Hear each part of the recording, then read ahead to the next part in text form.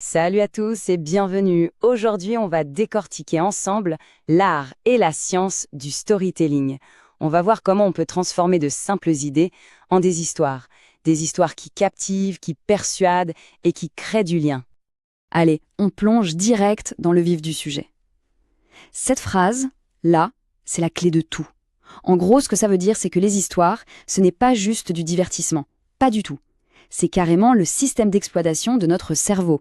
C'est le logiciel de base qui nous sert à comprendre le monde, à mettre de l'ordre dans le chaos et surtout à retenir les choses.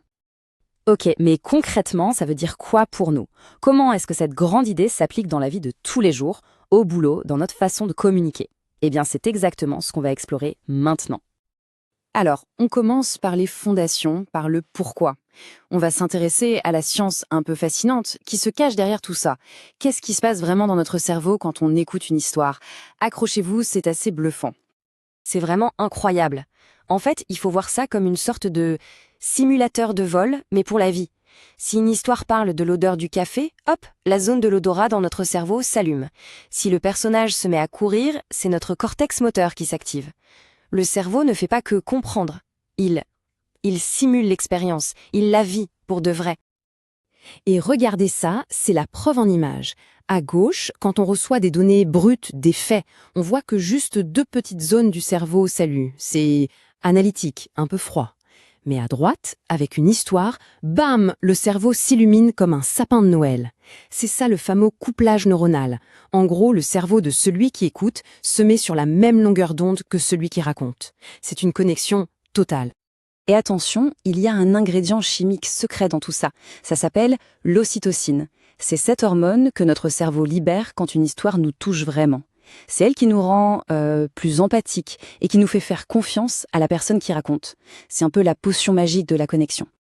Le mécanisme est simple, mais super puissant. Une bonne histoire, avec un peu de tension, de suspense, ça déclenche cette libération d'ocytocine. Et le résultat, c'est quoi?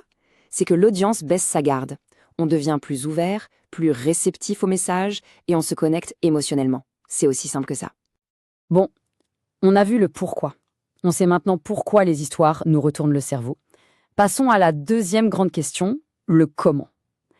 Ok, c'est puissant, mais comment on fait nous pour construire une histoire qui marche? On va voir que les plus grands récits, eh bien, ils ne sortent pas de nulle part. Ils suivent des plans, des schémas bien précis. Oui, c'est ça l'idée. Contrairement à ce qu'on pense, la créativité, ça adore avoir un cadre. Et il existe des structures, des sortes de plans d'architectes qui ont fait leur preuve depuis la nuit des temps pour construire des histoires qui ont de l'impact. Et la structure de base, vraiment la plus connue, c'est la structure en 3 actes. C'est le squelette de presque toutes les histoires. Acte 1, on plante le décor, la situation de départ. Acte 2, les problèmes arrivent, les obstacles s'accumulent pour le héros. Et enfin, l'acte 3, c'est la grande confrontation, le climax qui résout tout et transforme le personnage. C'est simple, logique et terriblement efficace. C'est sur cette base que reposent des schémas plus complexes, comme le fameux voyage du héros. Mais attention, une structure, ça reste un squelette. Pour que l'histoire prenne vie, il lui faut un cœur qui bat. Et ce cœur, ce sont les personnages. C'est grâce à eux qu'on est embarqué dans l'histoire. C'est à travers leurs yeux qu'on vit l'aventure. Et là, il y a une règle d'or. Un héros parfait, c'est un héros ennuyeux à mourir. Ce qui nous fait nous attacher à un personnage, ce ne sont pas ses qualités, mais ses défauts, ses doutes, ses failles. Il faut savoir ce qu'il veut plus que tout au monde et ce dont il a une peur bleue. Et surtout, il faut qu'il y ait de vrais enjeux, un vrai conflit. Il faut le mettre en difficulté pour qu'on ait envie de le voir s'en sortir. Ok, donc on a notre personnage, attachant. Maintenant, la question à 1 million. Comment on fait pour que le public ressente ce qu'il ressent? Pour ça, il y a une technique, la technique essentielle pour rendre une histoire vraiment immersive.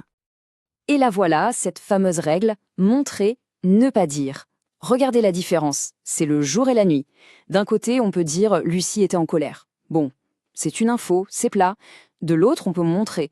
Elle serra les poings si fort que ses ongles s'enfoncèrent dans ses paumes. Là, on a une image, une sensation, on ressent la tension. On ne nous explique pas l'émotion, on nous la fait vivre. C'est toute la différence.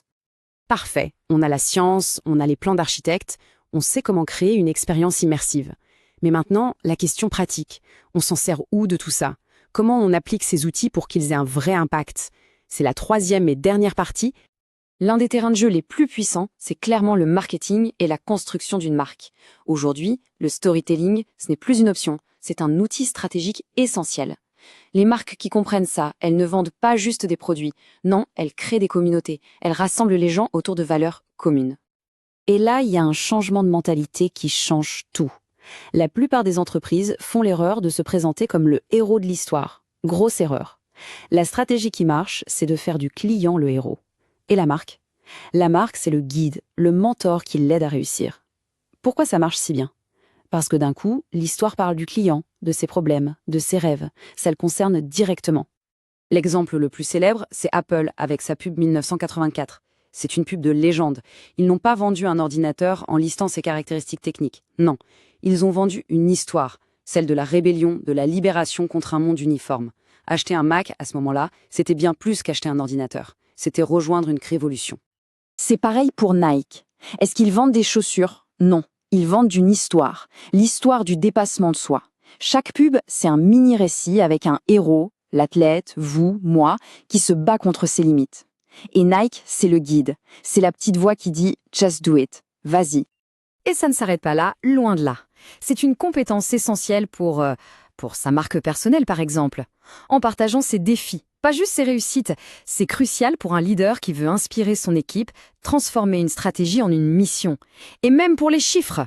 Rendre des données barbantes passionnantes, c'est possible avec le data storytelling.